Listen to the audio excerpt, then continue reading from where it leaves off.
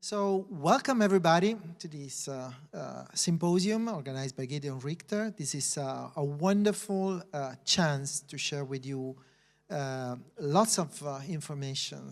And the title of the symposium, if I can anticipate, is Facing Needs and Fears in Menopause. Now this is a very broad title. We will have ways to address why we should, as gynecologists, face more the needs and be less worried about the fears, particularly because there's ways in our armamentarium, and we will discuss particularly about transdermal estrogen administration to offset some of the potential pitfalls of hormone therapies, such that we end up with very safe concepts.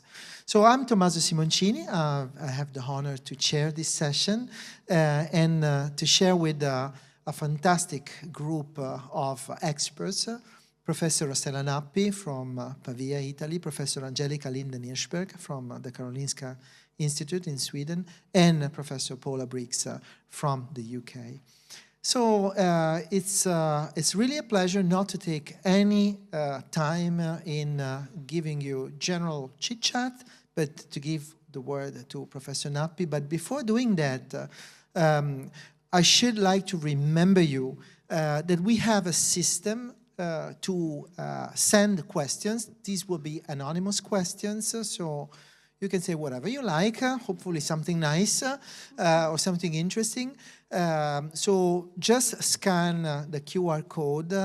You don't have to write the code. If you scan it, you will go through directly to the Slido webpage. Or otherwise, if you want, there's also microphones in the lower part of the room. So if anyone wants to ask questions directly, you will have during the discussion time the chance to do so. So, pleasure to introduce Professor Rossella Nappi, current president of the International Menopause Society, professor at the University of Pavia of Obstetrics and Gynecology, and my dear friend since so many years. Thank you, Tommaso. Hello to everyone, and thanks for coming. Thanks to Gedeon Richter for inviting me, but most importantly, IMAS for hosting our symposium. So my task this afternoon is to revise with you the unmet needs in menopause.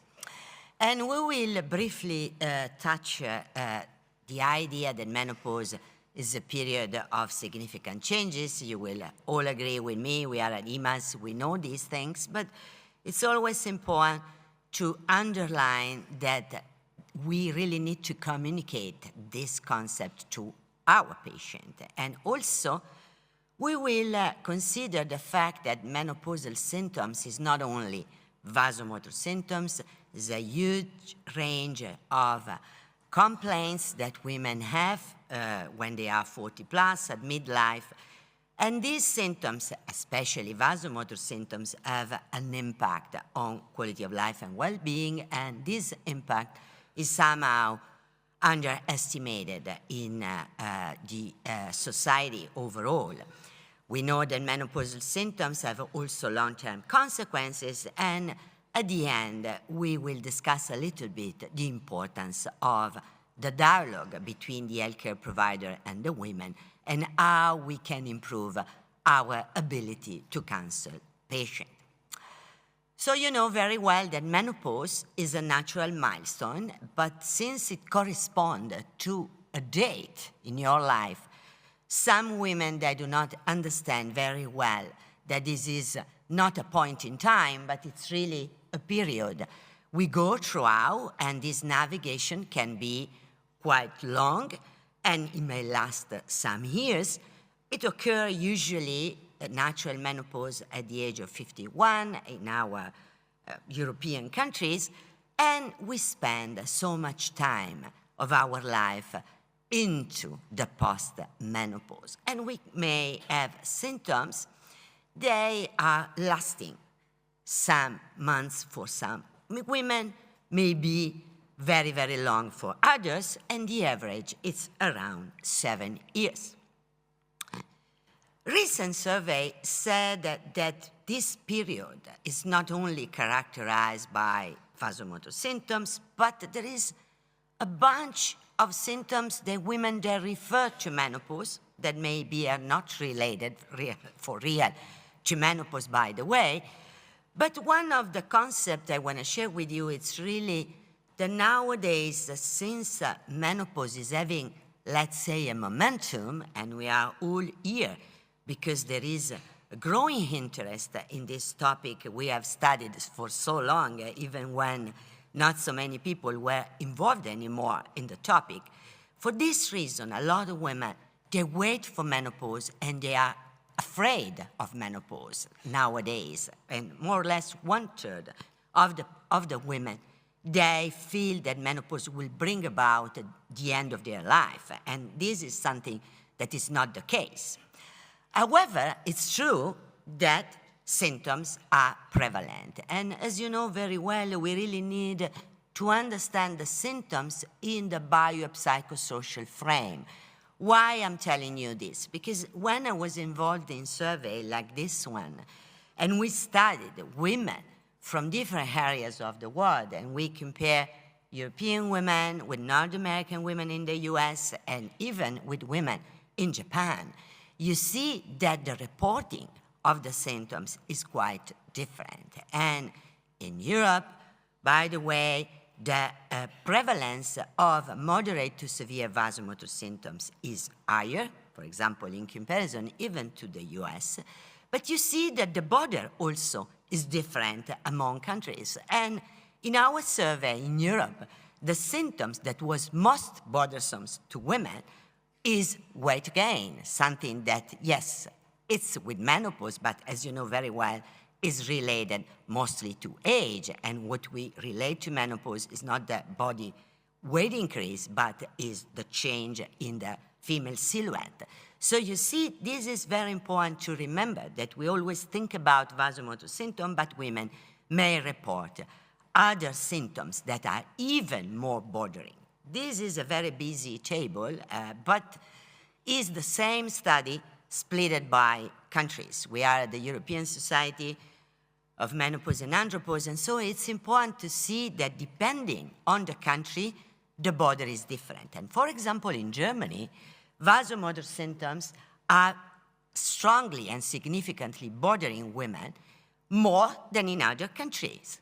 And other symptoms are relevant. For example, in France or Italy, think about, we have fatigue, we have difficult sleeping, they are much more bothering. So it's really important to consider in every country and with every woman the type of menopause she has and the perception she has of the symptoms.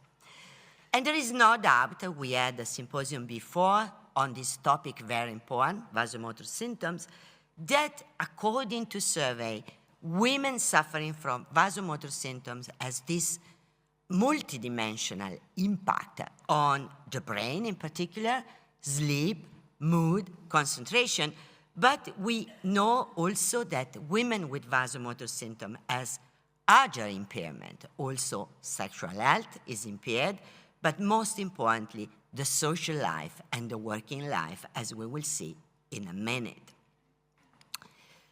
And just a little bit more on the relationship between vasomotor symptoms, mood, and cognition, because we have to consider how these dimensions are relevant for women in the working life and the social life. We know that sleep difficulties and even nocturnal awakenings affect significantly women. Half of the population of menopausal women suffer from these symptoms, and there is a strict relationship between night sweat and vasomotor symptoms at night and nocturnal awakening. And when you enter the transition as well, you may suffer from mood disorder. Not everything is related to the menopause, but for sure vasomotor symptoms amplify the signal of emotional and cognitive discomfort for women. And indeed, we have data out there suggesting that frequent severe vasomotor symptom at baseline predicts, for example, depressive mood throughout the transition and beyond. Frequent vasomotor symptoms triple anxiety risk and double depression risk, especially in the post-menopause. And also, it's very important to underline that perimenopausal women often report transient memory and concentration decline, the so-called brain fog that is out there in the social media every day. But this is an important symptom, of course, but we don't have to translate this mental cognitive discomfort into a risk of dementia for women. So we really need to put these symptoms into perspective, remembering, by the way, that surgical menopause has more severe cognitive effect than natural menopause, and probably this is the population we should target more when we consider these symptoms. So I think I have recapped for you briefly all the different negative ramifications that menopause can have on multiple aspects of women's life. And together with my colleagues, we decided that it's very important to focus on these aspects of women into the family, in the relationship, and most importantly, in the working place, because this is a hot topic out there, and as you know very well, and increasing awareness on this topic is not to consider menopausal women less sufficient, okay? But it's really to acknowledge that this may be a moment in which women can have a distressful situation in their life and they need a special attention and care in the working environment. You see, this is a study very interesting, and we have to consider nowadays women, they work. They are there, they are in the workforce, and 45% of the workforce is now made up by women over 50.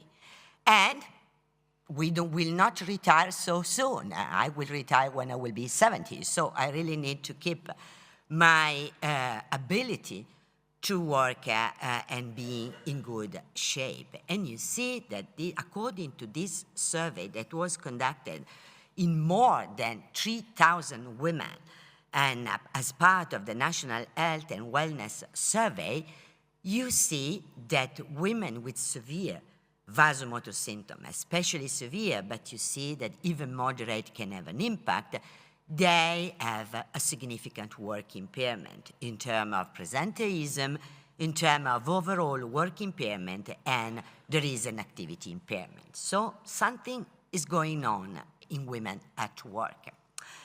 And another study highlighted that symptomatic menopause increases difficulties coping at work, and this is happening to more than 30% of working women.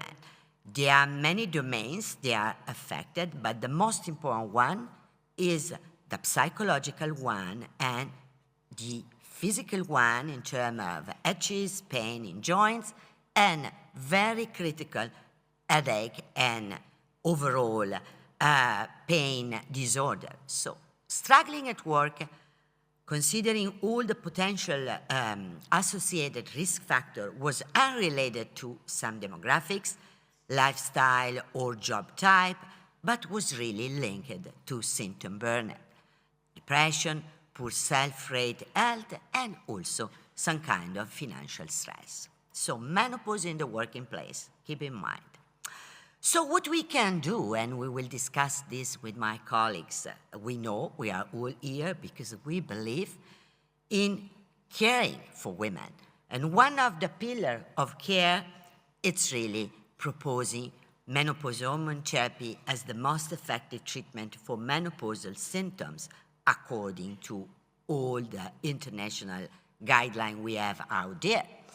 And we have to identify the right women for our prescription of hormone, and as you know very well, these women, they are the symptomatic one, especially the one reporting vasomotor symptoms, associated symptoms, urogenital associated symptom in GSM, and other aspects of well-being. And we know as well that estrogen may improve some very important hard endpoint for women, such as bone density, lowering the risk of fracture. And we know as well, as experts, that even though we don't have this indication for primary prevention, but we know that hormones, they may have some kind of cardiovascular protection when it's prescribed in healthy, younger, and midlife women. And we have some evidence out there that transdermal estrogen may have a neutral to beneficial effect, for example, on some surrogate marker of cardiovascular risk, such as blood pressure. And last but not least, we know that hormones may play a role in some brain areas also responsible for the sexual response. So it's not only a question of treating the vagina systemically, but also to increase the responsiveness of the brain to some stimuli. And just a little bit, and you will listen from Angelica, we can elaborate on the fact that we really need to know very well the products we have in our hands, because yes, there is a class effect of menopause hormone therapy on symptoms, but as you know very well, hormones, they are not all the same, and especially for estrogen, we have a different route of administration. And our focus in this symposium today will be on transdermal administration. We know, for example, that transdermal is less invasive on the thromboembolic risk, on stroke, and therefore it can be the first choice in women in which some risk factors are there. And of course, we really need to counsel women very well.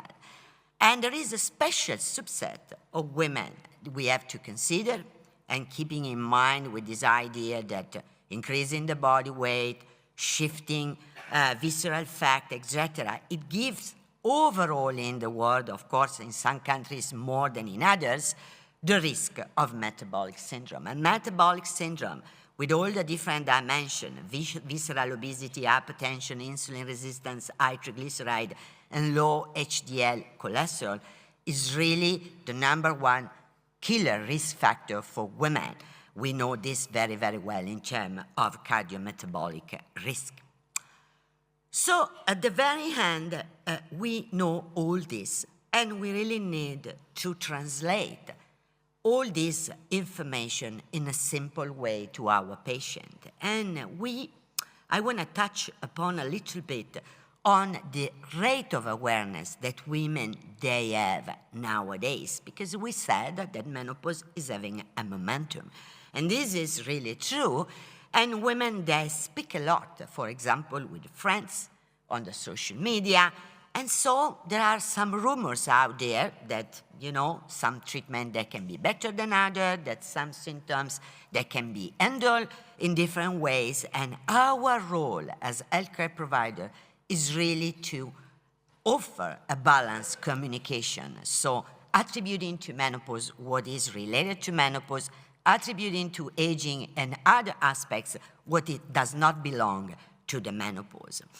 And women, as I told you, they start preparing themselves to the menopause, but the majority of them, they're still looking for information in the moment they start experiencing the symptoms. So 68% of women, they start looking information when they have some kind of symptoms. But keep in mind that symptoms, they can come long before the last menstrual bleeding. So in women 40 plus, we really need to offer some kind of information to make the story clear for women. There is, however, the need to improve our ability to align with our patient. I was involved in this survey with a dear friend of mine, Shane Kingsburg, and we analyzed together a database in which healthcare providers, they were reporting symptoms, and women, they were reporting symptoms. And what we found, that physicians often underestimate, especially the severity of vasomotor symptoms. And keep in mind that is something very subjective. And as doctors, who we are to say that a woman, she's not suffering? If she say, I'm suffering, even though I have 3, 4, 5 hot flashes a day, this is the personal judgment of the woman. So we really need to understand and to better connect with our patient. Because also, if we underestimate vasomotor symptoms, we underestimate all the other symptoms out there. And this is true, especially for natural vasomotor symptoms, but believe me, it's true also for women with induced vasomotor symptoms, such as, for example, those women, they enter menopause due to a iatrogenic reason. So we really need to improve the communication to understand the burden of the condition for women. And last piece of information I want to share with you from a survey is this work that comes from a poster that was presented at the International Menopause Society, in which this author really considered that we really need to educate the next generation of women. And being 40 plus and reporting symptoms, it's really a key opportunity to explain to women about the possibility we have to care for them in terms of hormonal treatment.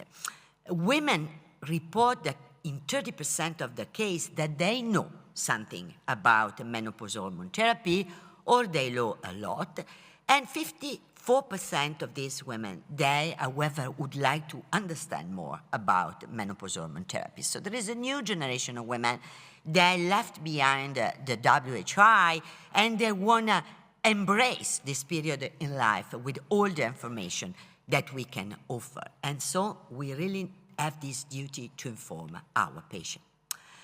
So to summarize our key learnings and to give the microphone to my colleagues, we may say that menopause impacts many aspects of women's life. Menopausal symptoms are there, are underestimated. They can have a strong interference with work performance. We need to investigate better this. We have some conjunction, co-occurrence with long-term health consequence, and we really need to be convinced that when women, they are symptomatic and they are not significant contraindication, we may have the right product to offer to them in order to effectively treat menopausal symptoms. But the key message is always that we really need to establish effective dialogue with our patient. Thanks a lot for your attention. Thank you so much, Rossella. That was absolutely outstanding, and it gives us the chance to think about, once again, how important menopause is for our patients, for our women, and how relevant it is. You talked a lot about awareness, about the dialogue, the information. Things are moving. We're seeing things changing in some countries. I'd like to ask Paula before Angelica gives her presentation. The UK, for instance, has been a model. So in the past few years, we've seen people starting to talk again, that menopause momentum that Rossella mentioned a couple of times. That has really happened fast. So how did that happen? So what's driving the change in the perception towards menopause in women? Thank you, Tommaso. There's been awareness raising about menopause, without a doubt. HRT, MHT prescribing in the UK has risen. And I think it's really important to have that open conversation, to set expectations with patients. Just as you said, Rossella, in relation to the survey at the beginning of your presentation, all of those symptoms are not necessarily clear-cut symptoms of menopause, and some of them are due to other causes. So the menopause gives women an opportunity for a midlife MOT, if you like.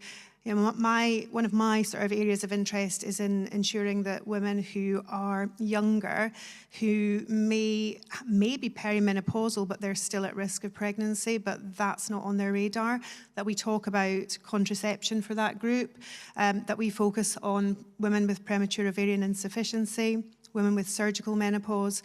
And so I think listening to the patient is really important, and it's fantastic in the UK that we have an increase in awareness about menopause and openness to discuss it in the workplace.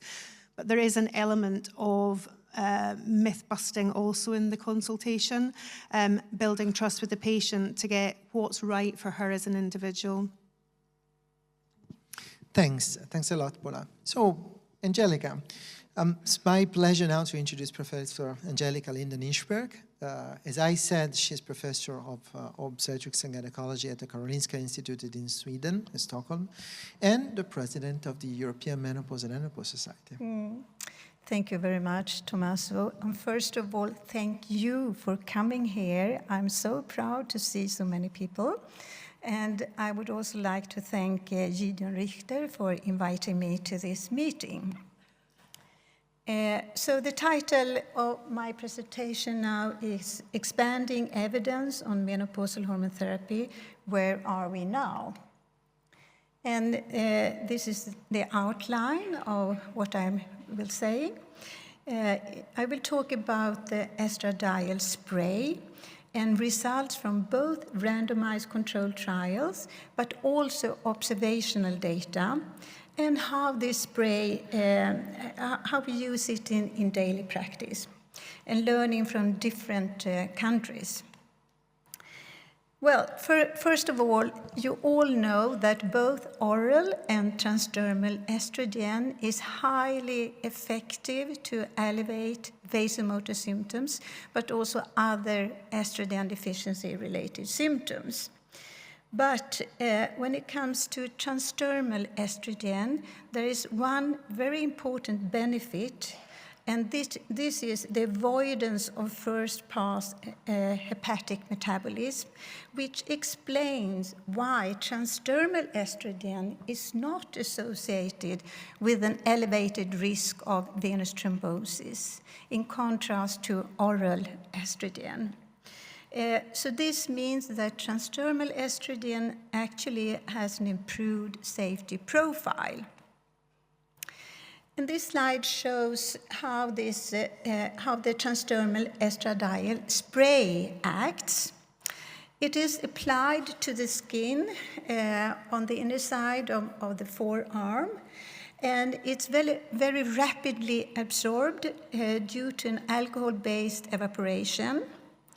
And together with a lipid-based enhancer, it will form a reservoir, and this will enable slow absorption of estradiol. And now I will first present some data from a randomized control trial investigating the effect of this estradiol spray, both the efficacy and safety of the spray for vasomotor symptom treatment. And in this study, 454 postmenopausal women participated, and they were randomized to either 1, 2, or 3 doses of this estradiol spray or to matching placebo. And here you can see the main results. So all the doses of the spray significantly reduced both VMS frequency and VMS severity. So in the estradiol group, the reduction of VMS frequency was 8 less hot flushes per day compared to the placebo group, where it was a reduction of 4 to 6 hot flushes a day. So all the doses was significantly reduced compared to placebo.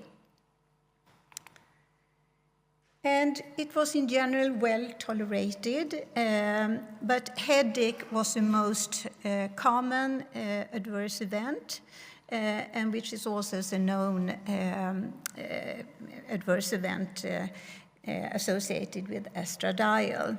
But there were no skin reactions and no other severe adverse events. Yes, we know that it's very important to get data from randomized controlled trials because this kind of study design is considered to be the gold standard to assess the efficacy and safety of therapeutic interventions. However, data we get from randomized controlled trials are not always representative of the everyday clinical practice.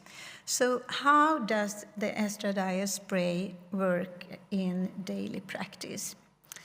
Yes, first here's a slide comparing the data we get from randomized controlled trials and from real-world evidence.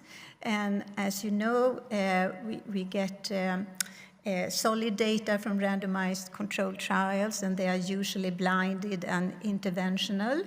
And usually there are high adherence to the treatment, and the population is homogeneous, and it will show, usually it has low bias, but also low generalizability. So in contrast, the data we get from real-world studies could be prospective or retrospective. It is not randomized, not blinded, but observational data. But this will show real-world adherence, which is very important. It often has high bias, but also high generalizability, which is important. So now I will present some observational data from different countries. And this is first a study from Portugal. And this study showed that the estradiol spray significantly improved all menopause-related symptoms. And as you can see here, hot flashes, vaginal dryness, uncomfortable sexual intercourse, and sleep disorders. And 95% of the women found that the spray was easy to apply. And more than 80% of the women used 1 to 2 sprays a day, which was efficient to get symptom relief. And this is another observational study from Germany. And in this study, they used the menopause rating scale for evaluation of symptoms. And this was a 12-month long study.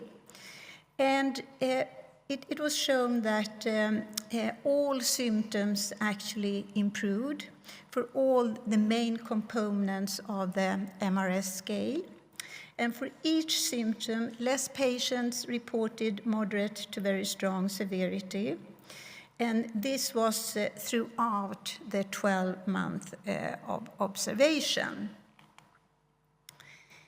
And furthermore, in this study, more than 80% of the women reported improvement in hot flushes and sweatings with the estradiol spray at 1 year. And also in this study, most women used 1 to 2 sprays per day, which was sufficient for symptom relief. And now I will present some data from a Nordic observational study performed in Sweden and in Finland. And this is a single-arm, non-interventional prospective cohort study in women treated with estradiol spray in clinics in Sweden and Finland.